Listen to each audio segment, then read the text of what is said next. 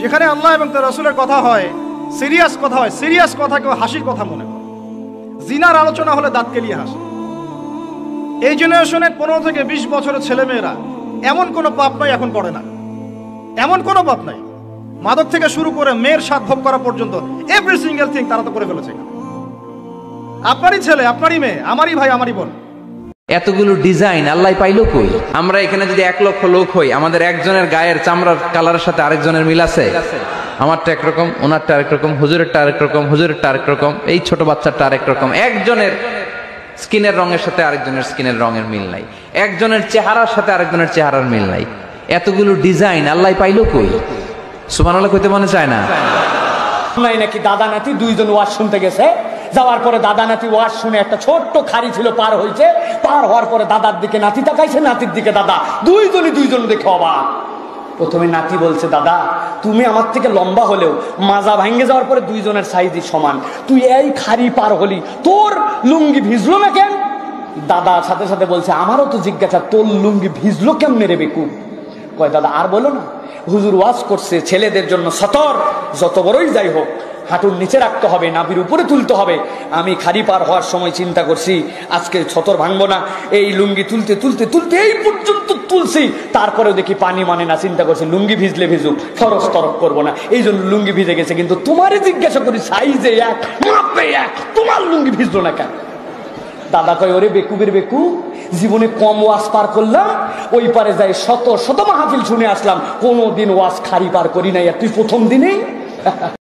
সকালবেলায় উঠে কোরআন নাই, নামাজ নাই, দোকানটা খুলি, ঝাঁট দিয়ে পানিটা দেন, একটু পানিটা দেন, এরকম করে পানি বার করে না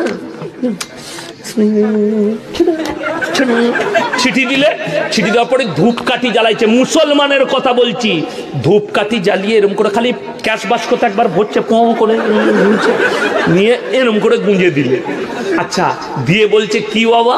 বললে ধূপেতে বরকত। আচ্ছা ধূপকাঠি কি দিয়ে তৈরি হয়? তুমি যদি বলো গোবরে বরকত, তাহলে তো আমাদের দিলীপ বাবু ঠিকই বলেছে মুতেতে বরকত আছে। না, ওরা বলছে মুতে বরকত, তুই বলছিস গোবরে, পার্থক্যটা কোথায়? নাউজুবিল্লাহ। আর আমরা চাচা আবু তালেব সম্পর্কে অনেক সময় আলোচনা করি, কিন্তু তার চাচির কথা ভুলে যায়। তার চাচির নাম ছিল ফাতিমা। কি নাম ছিল? এই নামে তিনি তার মেয়ের নাম রেখেছেন। এই ফাতিমা, তার চাচি নবী সাল্লাল্লাহু আলাইহি ওয়াসাল্লামকে আলাদা করে ডেকে খাওয়াতেন, মহব্বত করতেন।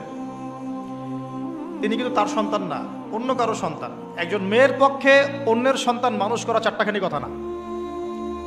সতীনের সন্তানই সহ্য করতে পারে না, আর অন্য মানুষের সন্তান নিজের মতো করে মানুষ করা একটা মেয়ের পক্ষে এত সহজও না। এই কাজটা চাচি করেছেন। কয় ওয়াক্ত এখন পরি? কয় ওয়াক্ত? তো 50 ওয়াক্ত মেরাজের রাতে নামাজ নিয়ে যখন নামতেছেন, মুসা আলাইহিস সালাম বললেন, আল্লাহ আপনাকে কি দিলেন? গিফট। আল্লাহ নবী সাল্লাল্লাহু আলাইহি ওয়াসাল্লাম বললেন, আমাকে গিফট হিসেবে দিয়েছে 50 ওয়াক্ত নামাজ। কয় ওয়াক্ত? 50 ওয়াক্ত। মুসা আলাইহিস সালাম বলে, সর্বনাশ, বলেন কি 50 ওয়াক্ত পড়বে না? আমি তো আপনার আগে দুনিয়াতে নবী হিসেবে এসেছিলাম, আমার ফিল্ড ওয়ার্কের এক্সপেরিয়েন্স আছে, উম্মত চড়াইয়া খাইছি তো আমি জানি পড়বে না। আপনি যে দেখেন কমায় আনা যায় কিনা। পড়ি নাকি আমরা? 5 ওয়াক্ত তো পড়ি না, ঠিক কিনা? তো গেলেন যে বললেন, আল্লাহ